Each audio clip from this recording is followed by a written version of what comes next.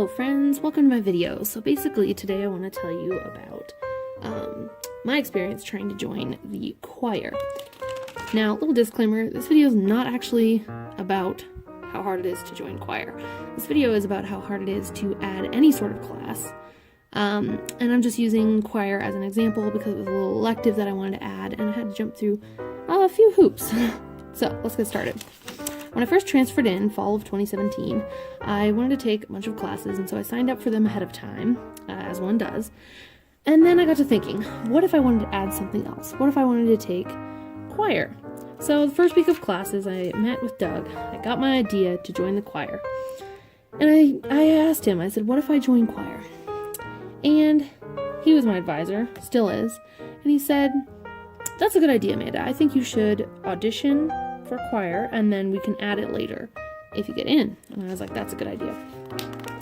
I didn't really know where the music building was, so I headed over to the library.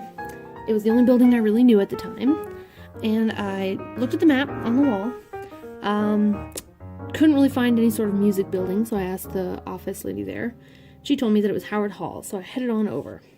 Found the music building, was kind of nervous but excited, and I wanted to see how I could go about joining the choir.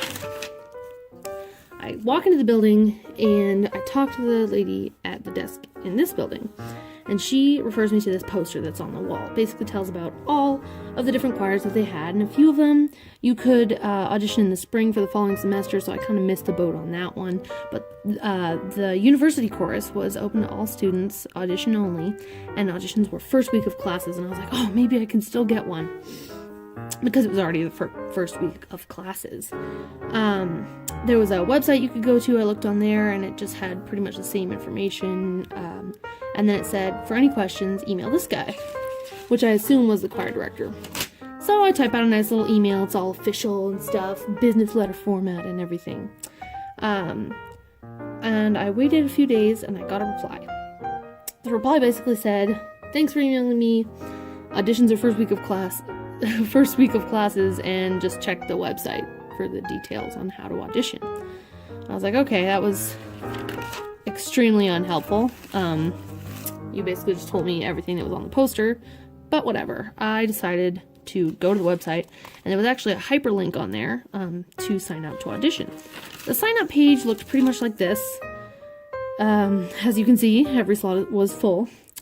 And I just thought that was a very weird system for them to have, just certain times, and I was wondering if every single time was only available to one person, or if it was multiple people. It didn't really say on the website. It's very confusing.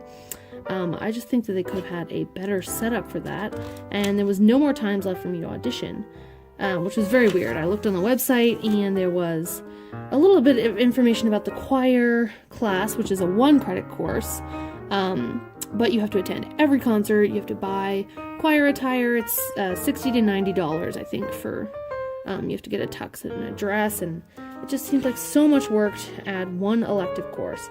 And this is just one example of the type of stuff that goes down when you try to sign up for classes. It didn't really bother me that I couldn't sign up for choir because I'll just sing in my car anyway. But I do think that there could be a better system for the way we do things and the way we let people into classes here.